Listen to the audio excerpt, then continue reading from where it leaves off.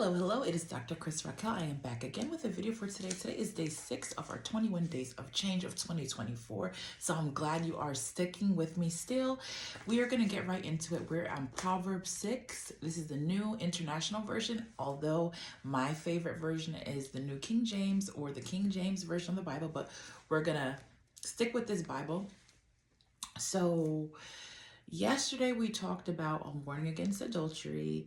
And today it's actually going to be warnings against folly and warning against adultery. And then the following day it's going to be warning against the adulteress. Let's get right into it. Warnings against folly. My son, if you have put up security for your neighbor, if you have struck hands in pledge for another, if you have been trapped by what you said and snared by the words of your mouth, then do this, my son, to free yourself. Let me put my glasses on.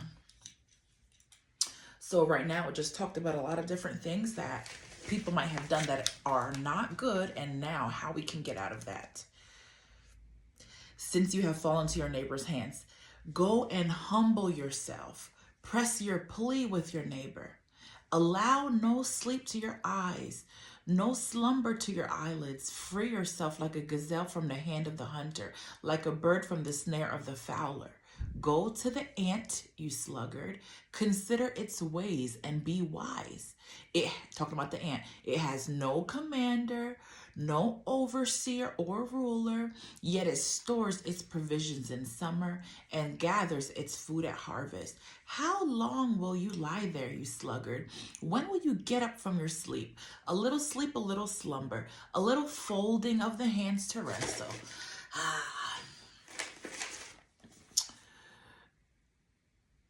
and poverty will come on you like a bandit, and scarcity like an armed man, as in with a firearm.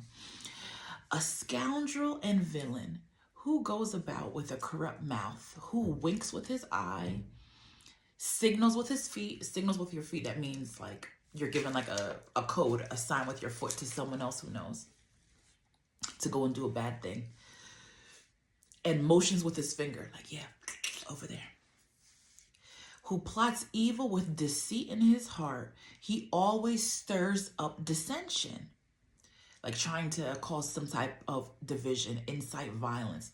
Therefore, disaster will overtake him in an instant. He will suddenly be destroyed without remedy. There are 6 things the Lord hates. So before I get into that part, warning against folly, simple-mindedness, doing things that are not moral, unethical things. The first verse says, my son, if you have put up security for your neighbor, if you have struck hands in pledge with another, so you shook hands, if you have been trapped by the things you have said and snared by the words of your mouth, then do this to free yourself. And it talks about humbling yourself. So if you've done these bad things, you need to go and humble yourself, apologize to people, because people may come for you and it's gonna end poorly for you. And it just talked about a lot of different things, being a sluggard, folly. So folly, it's so many different things. It's doing bad things, things that are immoral, not working hard, being lazy. These are all things, and it's not going to help you in the end. It talks about being a sluggard, just people just sleeping around, not sleeping around in that sense, but sleeping around all day, not doing much with your life. It is not going to help you. It's going to bring you to, it's going to be your downfall. So now this is amazing. We need to keep this inside of our hearts and our minds. This is verse 16 through 19. There are 6 things the Lord hates, 7 that are detestable to him. Haughty eyes, like proud, or like aloof. A lying tongue.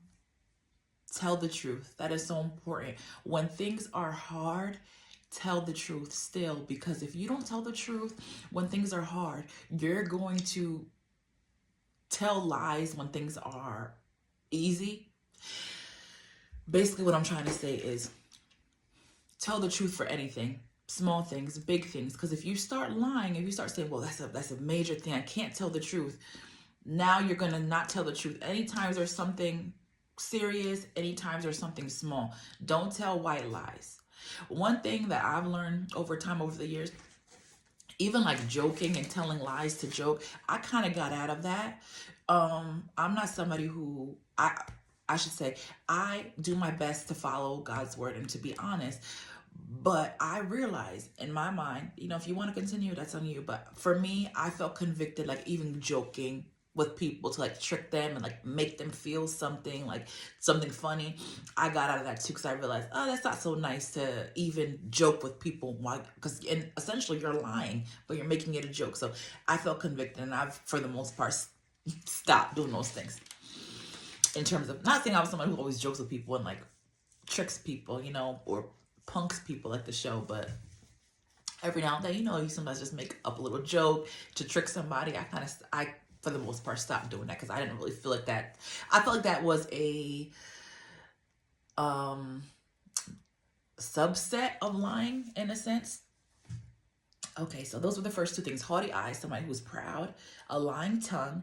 Hands that shed innocent blood, so hands that are doing harm, murder, all those things.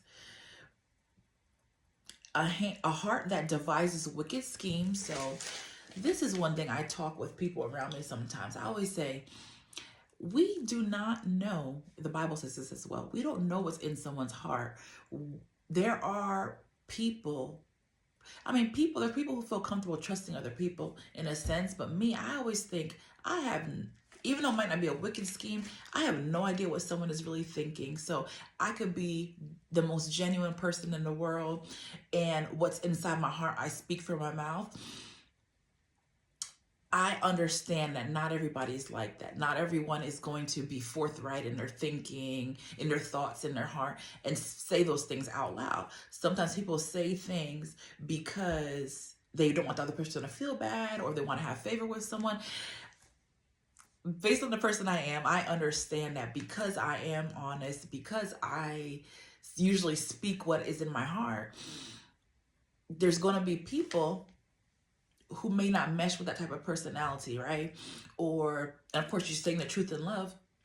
There's going to be people that may not like that, right? So even you want to be forthright, even with your friendships, you want to make sure you're being kind, loving, but you need to tell people the truth, because the truth said in love, God is truth, right? The truth said in love is better than someone who is telling you a lie, and that's not going to help you, right? So yeah, keep those things in mind. Let's continue.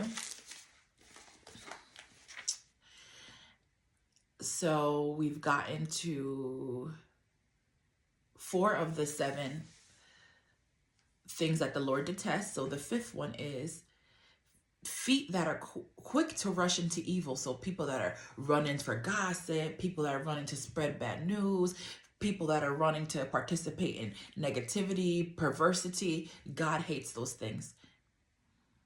Like, you shouldn't be attracted to bad things. And 6, a false witness who pours out lies. You notice how the second thing was a lying tongue, but the 6th thing is a false witness who pours out lies. So that's somebody who goes into court or is amongst people and says, oh yes, I saw, he definitely did that. I saw, and he stole that money out of her purse, when that person didn't see anything. Or maybe the person had the purse, maybe that man had the purse in his hand, but really he found it and he was looking for the owner, right? So God hates people who make up stories and lies, especially when it is to bear witness, to let people know, I was an eyewitness to this and I saw this, but then you're making things up. God hates that. So if God hates it, we should hate it too. And then the last one is a man who stirs up dissension among brothers. So God hates somebody who's divisive. God hates somebody who is the go-between between people trying to cause issues, right? God hates someone who, let's say 2 people talked, one person's feeling upset about something and person A tells person B how they're feeling about person C. They're so upset, they're distraught. Then person B is thinking in their head, okay, let me get this information. I'm going to guard this information for later. Then later with person C, they start saying everything. You know, person A said this about you. God hates somebody like that. Or he hates when somebody does something like that. All right, so that's what we've talked about for warnings about folly. Now we're going to go into the second and final part of chapter 6 of Proverbs, it's warning against adultery. So yesterday, again, we had a warning against adultery. That was the entire chapter 5. So the second part of chapter 6 is again warning against adultery. God sees this as very important. So keep in mind, people in this day and age who make it seem like adultery, cheating is like a no big deal. It's important to God. It's horrible to God. Warning against adultery. My son, keep your father's commands and do not forsake your mother's teachings. He says these things a lot in the Bible. Bind them upon your heart forever. Fasten them around your neck. Again, when you walk, they will guide you. When you sleep, they will watch over you. When you awake, they will speak to you. How beautiful is that section? When you walk, it's going to guide you. You're walking. Everything that you've learned is going to be walking with you wherever you go. When you sleep, don't be worried. It's going to be right with you. Everything you've learned, you're going to be sleeping fine because of everything you've learned and how you've been living your life. And then when you awake, it's going to speak to you. So for these commands are a lamp, this teaching is a light, and the corrections of discipline are the way of life. Like I was mentioning before, like if it's better for a friend who loves you to tell you the truth than lie. So the corrections of discipline are the way of life, keeping you from the immoral woman, from the smooth tongue of the wayward wife. This is related to women, adultery, and cheating. But do you see how it's talking about, how I mentioned before about people maybe saying things to you, you know, but you don't know what's in their heart, right? So this woman, she has a sly tongue. She's talking nice. Hey, how you doing? How you doing over there? That's making the person feel good. Ignore those things. You don't know what the intentions, I spoke about that yesterday, I think. You don't know what the intentions of people are. You don't know what's inside their heart, what scheme they're developing, and you don't know what words they're using to try to trap you. Do not lust in your heart after her beauty, or let her captivate you with her eyes. Like, you know, with your eyes, like that little look.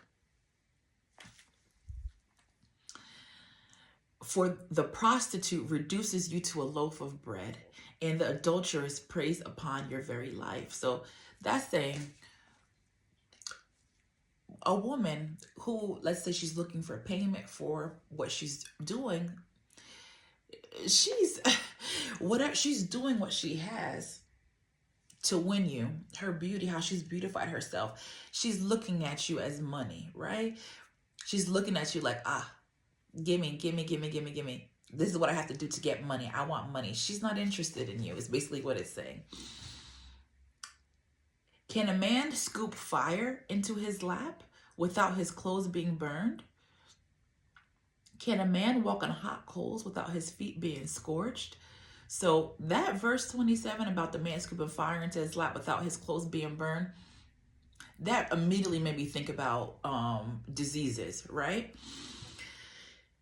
And can a man walk on hot coals without his feet being scorched? So is he who sleeps with another man's wife. No one who touches her will go unpunished. So it's not specifying how they'll be punished, but the husband might do something to you. She might do something to you intentionally or unintentionally.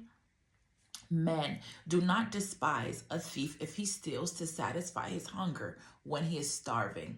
So that's something I've always been taught. Like, you know, somebody stealing from a store for food, it's kind of like, based on what I read in the Bible when I was younger, like, it's like, okay, it's like bad, but there's a reason. Yet if he is caught, he must pay sevenfold. So even though you stole it because you were hungry, we're still going to make you pay it back, or you might be barred from the store.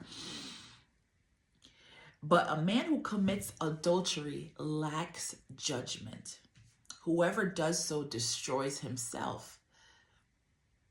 Blows and disgrace are his lot. So blows, I believe that means like blows, right? Beatings.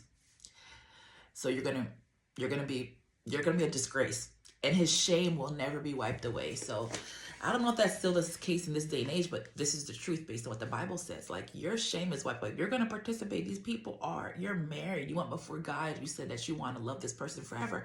And now you want to go around and do things with other people. That's shameful.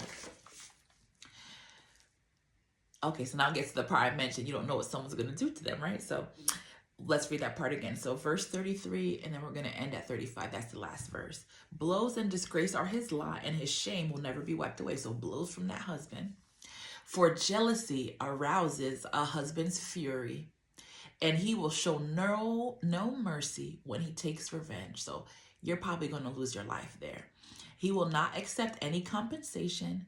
He will refuse the bribe.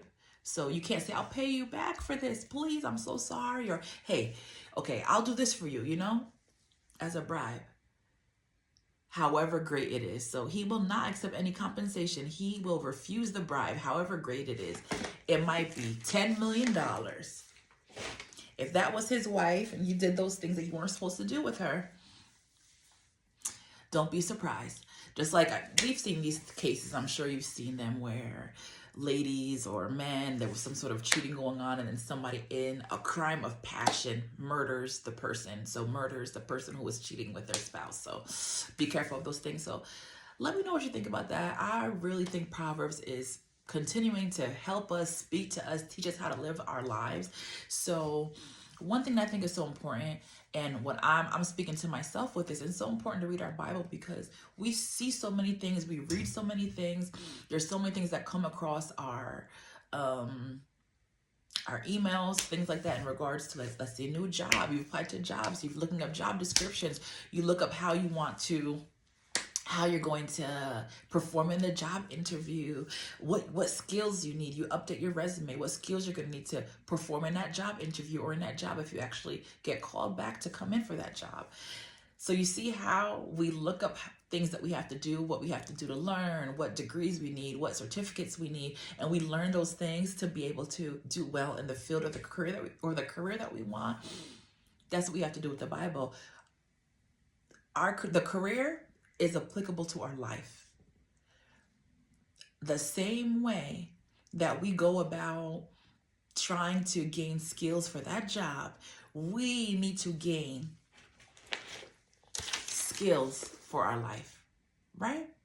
I hope you have a blessed day. Let me know what you think down below. Let me know how things are going with you on your 21 days of change, doing your exercise daily. No phone before you get out of bed or before you wake up. Make sure you do your prayer first. Prayer in the evening time, and also make sure you're praying for the Lord to do something amazing in your life before the close of this year. Have an amazing, blessed day. And once again, I just want to remind you, the reason why I'm doing it this way is I think a lot of us go into the new year like, yes, new start of the year. No, let's end the year right. Bye.